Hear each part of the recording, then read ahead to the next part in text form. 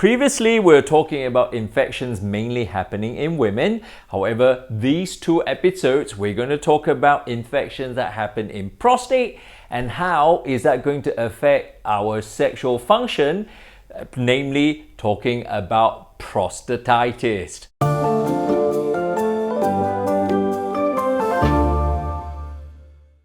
Prostatitis is one of those really big nuisance amongst men, because it can happen in any age but predominantly in younger men. And there are many studies that correlate prostatitis together with premature ejaculations. So how does that work?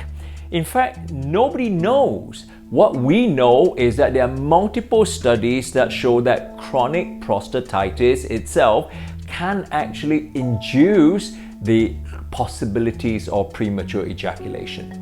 So let's deal with it first. What exactly is prostatitis? There are essentially four categories of prostatitis. The first one is acute prostatitis, which is something that will cause bleeding and something is significantly serious.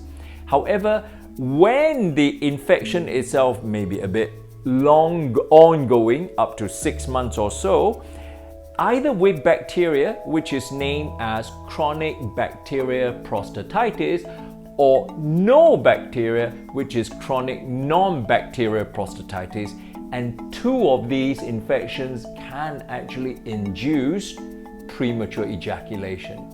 In fact, nobody knows why, but we know that when the premature ejaculation is resolving, and then the chronic prostatitis can actually resolve by itself, or vice versa.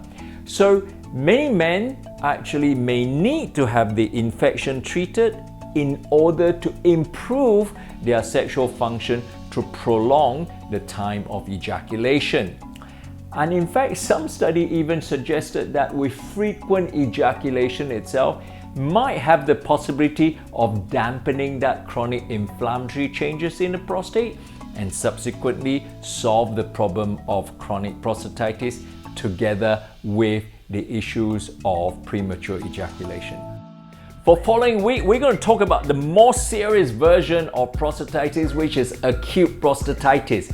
Acute prostatitis itself can cause painful ejaculation, blood in ejaculation, and sometimes it itself can actually cause significant problems like abscess. Stay tuned for next week's Putting Dr. G on the Spot.